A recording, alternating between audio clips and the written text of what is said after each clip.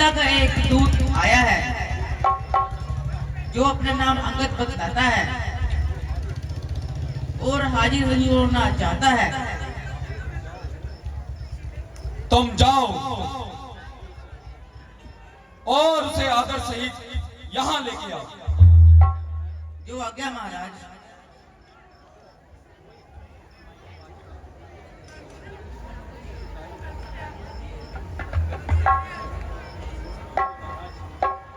लीजिए महाराज, यही दूत आया है।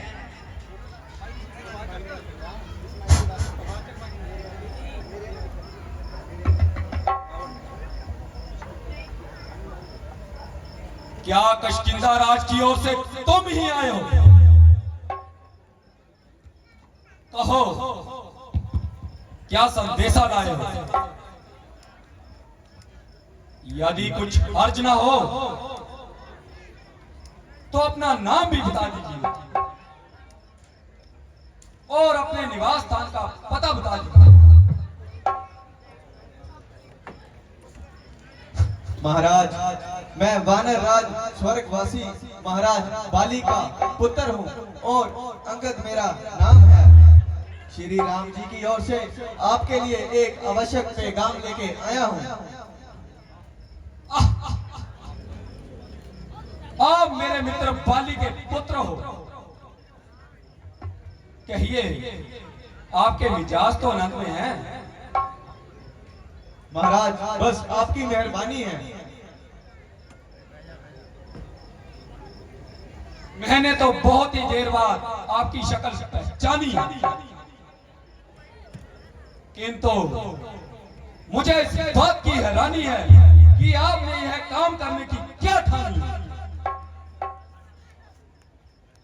महाराज, आप मुझे कुछ भी कहें, मैं नीच अथवा पतित कहने का कब बुरा मानता हूँ, बल्कि आपकी इन सब बातों को सहन करता हुआ आपको समझाना अपना कर्तव्य मानता हूँ। क्योंकि आपके और पिताजी के न केवल गहरे संबंध थे, बल्कि आप एक दूसरे के खास मेहमान भी रह चुके हैं। और महाराज, जहां तक मुझे ज्ञात है, आप उनके यहाँ एक खास मेहमान भी रह चुके हैं। महाराज, इसी आघात प्रेम के कारण ही मुझे आपसे इतनी हमदर्दी है। प्रथम भी हनुमान जी के द्वारा आपको भावी आपदाओं की सूचना कर दी है।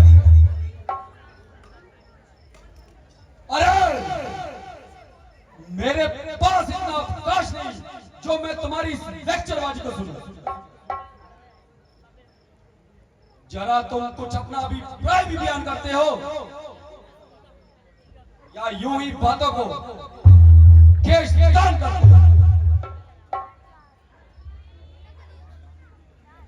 मुझको भी श्री रामचंद्र जी ने इसलिए आपके पास भेजा है कि अब भी आप इस प्रकार के रक्त प्रभाव से बच जाए और व्यर्थ में सृष्टि का लहू न बढ़े। अन्यथा इस लड़ाई से आपका संताप होगा और लाखों निरपराधों का आपकी गर्दन पर पाप होगा। अतः मेरी आपसे यही ताकीद है कि एक साधारण सी बात के लिए इस प्रकार खून बहाना बुद्धि के विपरीत है।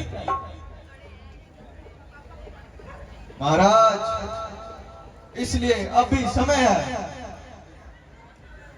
आप इस अहंकार को त्याग दें। यद्यपि वे आपसे सख्त नाराज हैं, परंतु वे बड़े सरल स्वभाव के हैं।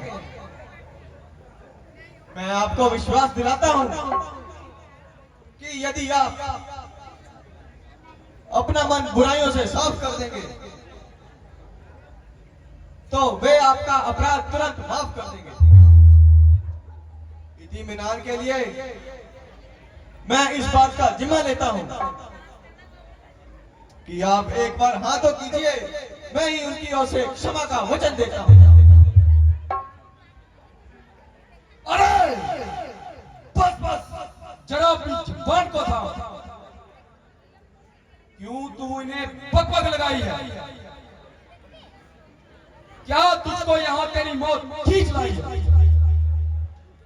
अरे और निर्लज, तेरे जैसे नालायकों का भी जिंदों में शुमार है, जो कि अपने बाप के कातलों से बदला लेने तो अलग, उल्टा उल्टा ही कीमत कर। अरे ओ बेशरम, तेरे तो जीवन पर धिक्कार। तेरे जैसे कपूस से तो बाली पुत्र ही नहीं मर जाता, तो उसकी आत्मा इस प्रकार दुख न पाती। हाँ, मैं सत्य कहता हूं कि यदि तेरे जैसा बाजी मेरे खानदान में होता तो अब तक वह दूसरे जहान में होता। शोक, बाप का आंखों के सामने बंद हो गया और बेटा खड़ा तमाशा देख, तू मरने लायक, तू मर। ओ अभिमानी रावण, वास्तव में यह तेरा कसूर नहीं, बल्कि ईश्वर को यह कुल संसार में रखना मंजूर नहीं। होनी के काल चक्कर ने तेरी बुद्धि पर बिल्कुल पर्दा डाल दिया है और सोच विचार का अंश तेरे भीतर से निकाल दिया है। शोक, मेरा यहां आना भी बेफायदा हुआ। अभी समझ जा क्यों मौत का शय ज्यादा हुआ। तेरी बातों से तेरा ही खान बेकायदा हुआ। क्या विभीषण आपके कुल में पैदा नहीं हुआ? आप अपनी सोचिए, क्या फिक्र मेरे बाप की होने वाली है वही हालत है हजरत आपकी। अरे नहीं शक्ति थी तो मेरे पास आ जाता, तेरे बाप का बदला उसी क्षण दिलाता। यह पीछे से फिक्र करना मुझे बदला दिलाने की, कोई तजवीज कर तू पहले अपनी जान बचाने की। अरे अकल की बात करो बेहोश, यूं तेरी हिम्मत है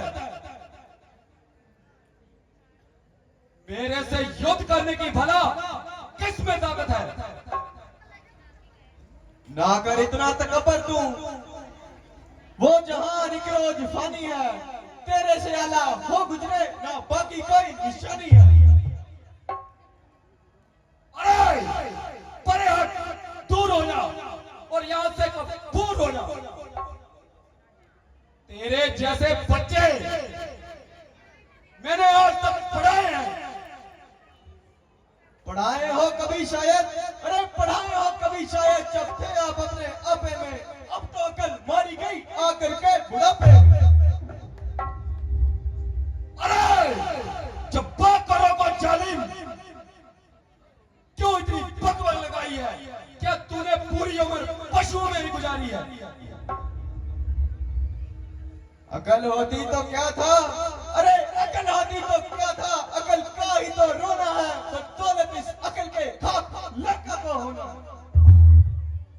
अरे अब कबाब, तुझको किसी ने अकल भी सिखाई है या तूने आज तक पशुओं में ही उम्र गुजारी है?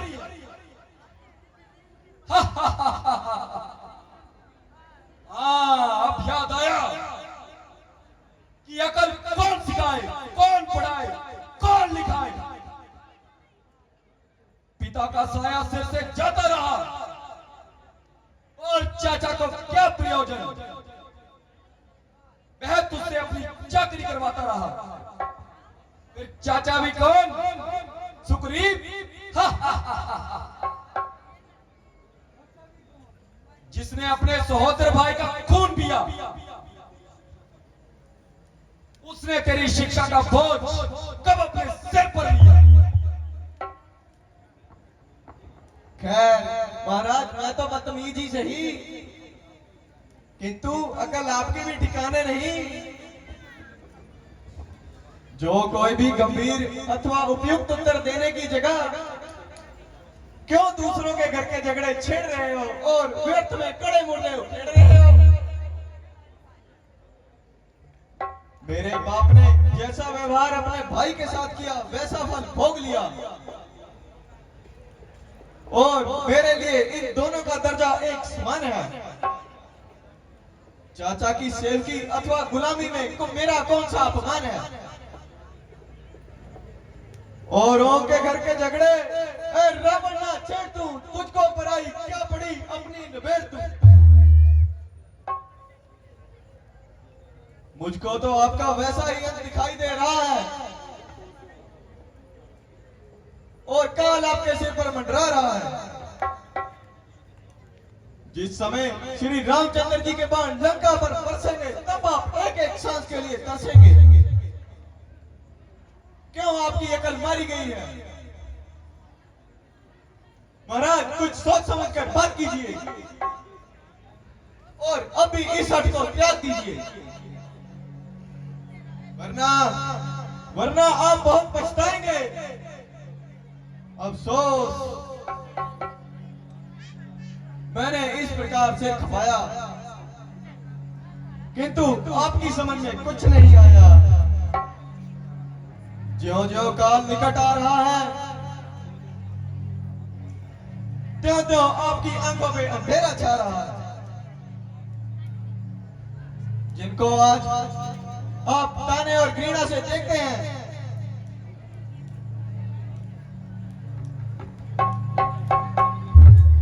और अपनी समझ में बड़ी शेखी जता रहे हैं, जब उनसे जरा हाथ मिलाएंगे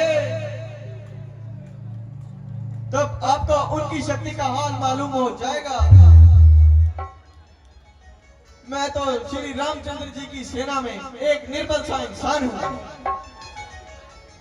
और आपके विचार अभी नादान हूं, किंतु आपका यह वहम दूर करने के लिए मैं अपनी शक्ति का साधारण सा चमत्कार दिखाता हूं और अपना पांव पृथ्वी पर जमाता हूं। तेरे शूरवीरों में से जो सबसे अधिक बलवान हो और जिस पर आपका पूरा इत्मीनान हो, वो आए और मेरा पांव पृथ्वी से उठा के दिखाए। हमारी तुम्हारी जय और पराजय का इसी क्षण पता लग जाएगा। अगर आपके किसी योद्धा ने मेरा पांव पृथ्वी से उठा दिया तो तुम्हारी जीत और हमारी हार है, अन्यथा इसके विरुद्ध सीता माता को श्री रामचंद्र जी के पास पहुंचाना और किसी भी प्रकार की हिलू हुज्जत ना दिखाना। क्यों? अरे मुझे यह शर्त स्वीकार है। बुलाओ महाराज, फिर देर करना बेकार है। अरे कहीं देखना पीछे से पछताना मत, और अपनी शर्त से मुकर मत जाना।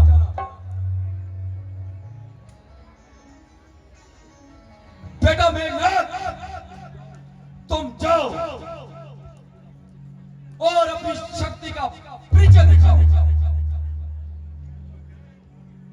ठीक है पिताश्री।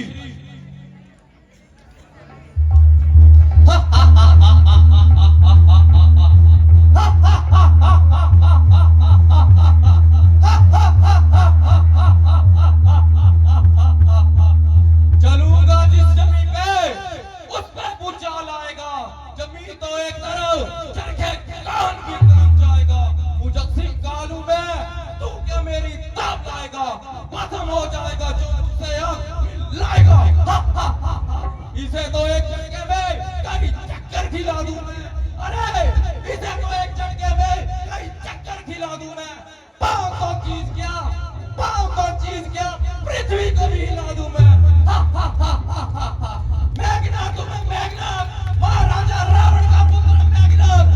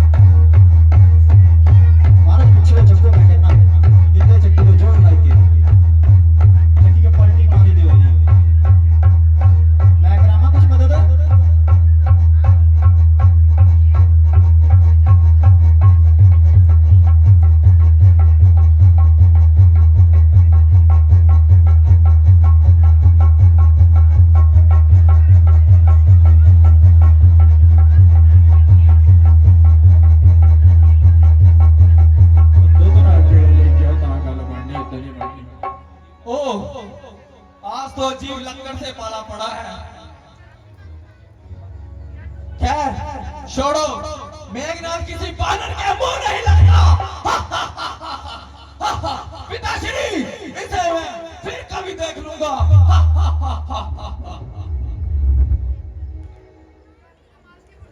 निकम,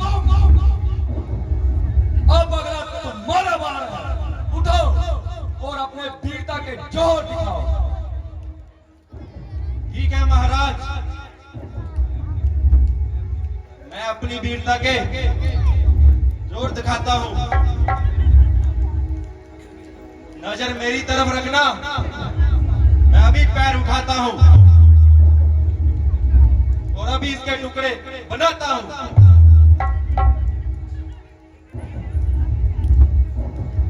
मैं भी नजर रखी हो दिखा। मैं मदद ग्राम कुछ है।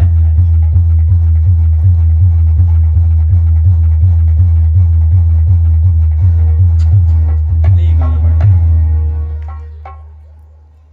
महाराज, इसे हमें फिर कभी देखेंगे। जेड़ा आंदा पे फिर कभी देखेंगे, फिर कभी देखेंगे। मैं होंदा मैं चक्की क्यों करना है।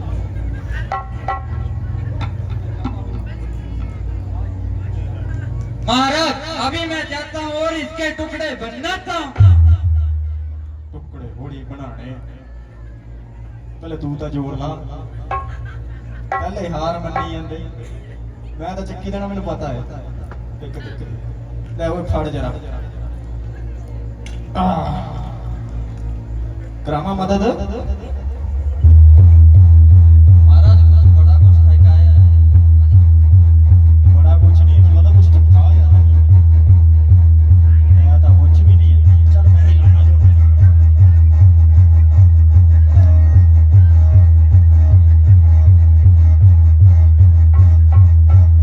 तो तेरी च कोई नहीं। चल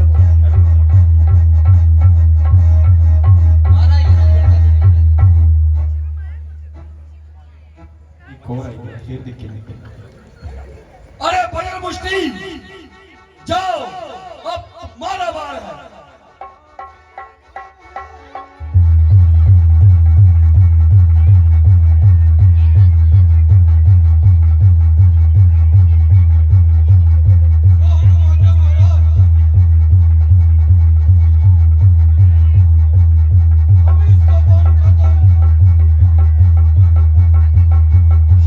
मेरा दिखी के डाल लगा। शाबाश मेरे बहादुर, शाबाश।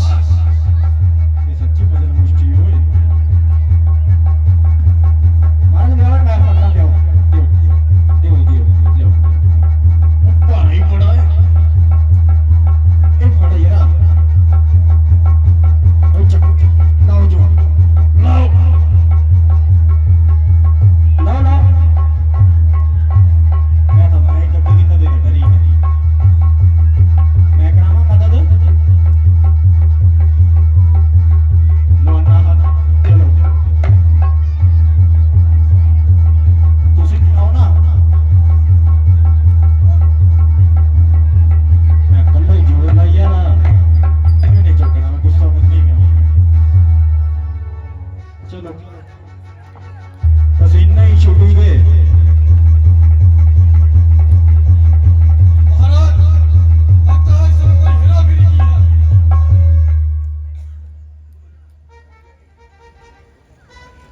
महाराज मैं रह गया। खड़ा। खड़क सिंह, अब तुम्हारी बारी है। हाँ जी महाराज, ਤੁਹਾਨੂੰ पता खड़क सिंह के खड़कने से खड़कती हैं खिड़कियां और खिड़कियों के खड़कने से खड़कता है खड़क सिंह। आजा वाह, आजा। जाओ और अपने वीरता के जौहर दिखाओ। महाराज मैं आज पता 32 किलो चक्की गया है। आ देखो खड़।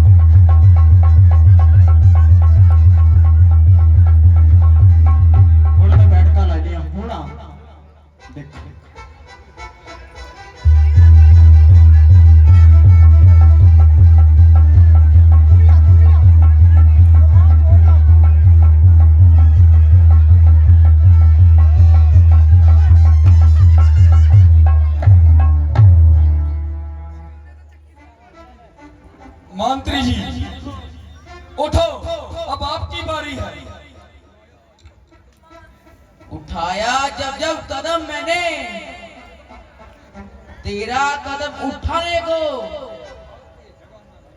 तुझे भागते जगह ना मिलेगी। मैं तो हड्डियां पसलियां तोड़ा लिया, और तू भी आई बड़ी जोर दी लगी। इधर ते नहीं, इधर ते नहीं, उधर ते ला जोड़ पूरा मिट्टे बुरा हाल का खिंचना ना चाह ला पूरा मेरे ऊपर ही गिरी है ना, मेरे नाज मुझे पैर तोड़ देने। महाराज ने कुछ लाया हमें इतना लगता।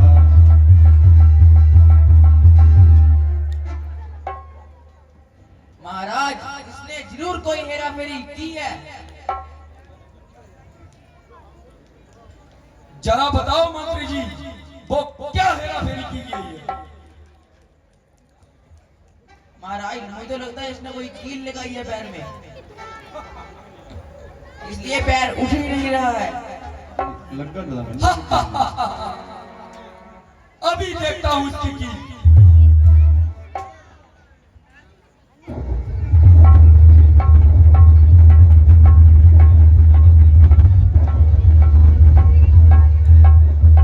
बस महाराज, मुझे आप माफ करिए, इस प्रकार यह मामला साफ नहीं होगा और मेरे पांव पड़ने से आपका अपराध माफ नहीं होगा।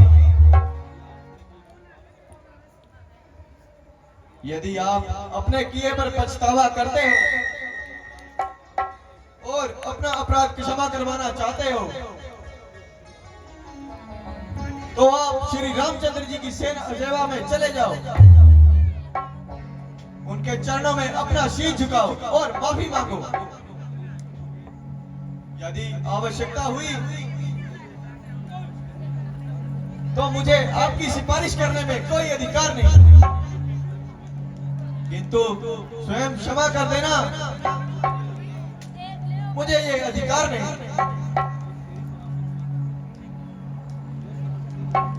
ये तेरी सरासर हिमाकत है। जिन भाइयों के भरोसे तू उछल रहा है उनमें केवल बातें बनाने की ही ताकत है। खैर, यदि तुझे अपनी तलवार पर इतना ही अभिमान है तो हमारी ओर से भी युद्ध का ऐलान है। जय श्री राम।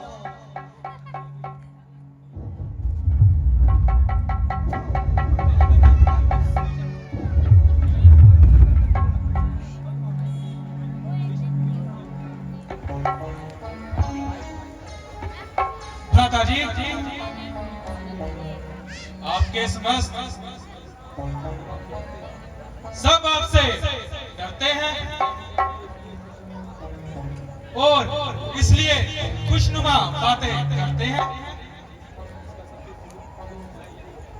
इसका सबसे सुगम उपाय यह है इस सीता को रामचंद्र के पास छोड़ो और उससे हाथ मिलाओ। हनुमान को ना आप केवल आप आंखों से ही बुझा कमा बैठे हैं, बल्कि उसकी शक्ति को भी अजमा चुके हैं, जिससे एक दूत की यह दुर्दशा हुई तो उसे सामने करने में आपकी ये दुर्दशा हुई।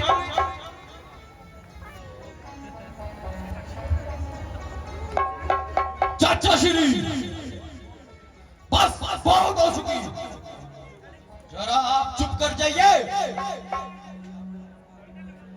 यदि आपको राम का अधिक भय है कहीं जाके आप चुप जाइए। कुल पे चाहे जितनी भी तिमाही मचे, मगर आप ऐसी जगह शिकना जहां आपकी जान बच सके। आप जैसे कायर हमारे कुल में पैदा हुए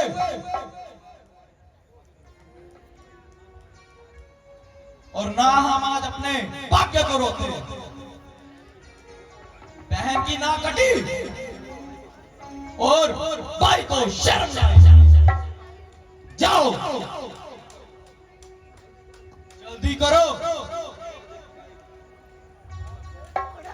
वरना आपकी मौत देखी जाएगी। ना समझ मुझे गुस्ताख लड़के जो इस तरह जुबान चला रहा है और पृथ्वी तथा आकाश के कलावे हिला रहा है। माना तू यौवन में कामूर है मगर तुम्हें बिल्कुल भी अकल नहीं। अगर इस समय इतनी बहादुरी जता रहा है और अपने आप को बहादुर बता रहा है, परंतु कहां मर गया था जब अकेला हनुमान तुम सबकी यहां किड़किड़ी करके गया।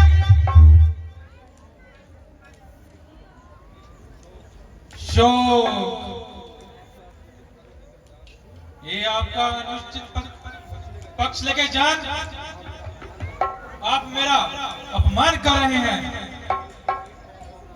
और इसकी कील ठोक ठोक कर मुझे सारे दरबार में क्रोधित कर रहे हैं।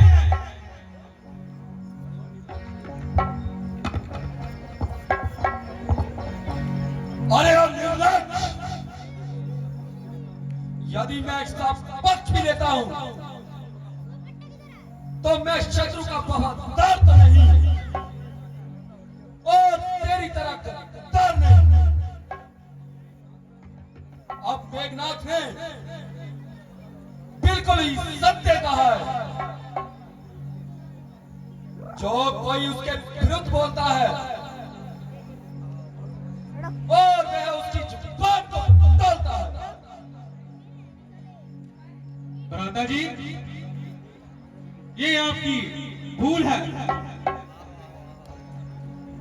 मेरे इस संबंध में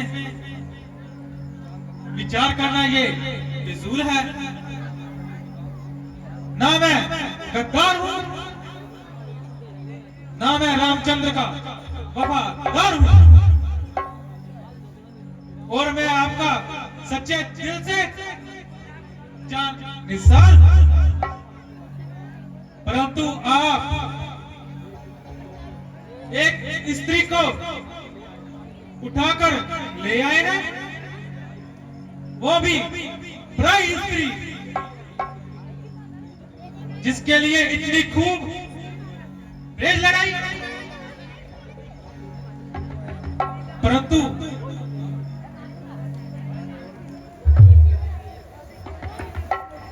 उनके दिल में यह क्या समझ, क्यों उन्होंने शूर्पणखा की नाक उड़ाई?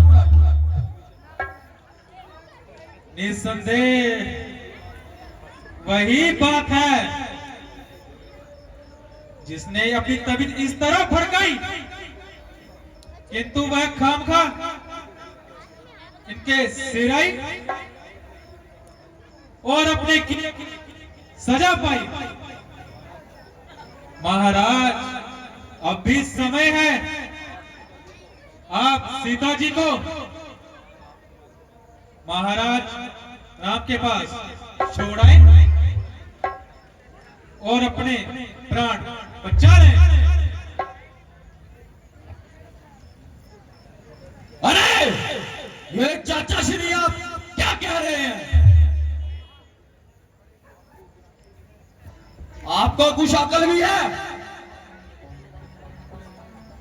आप अपने दुश्मनों की सेट क्यों ले रहे हैं? मैं तो कहता हूं इस विभीषण को राज्य से निकाल देना चाहिए।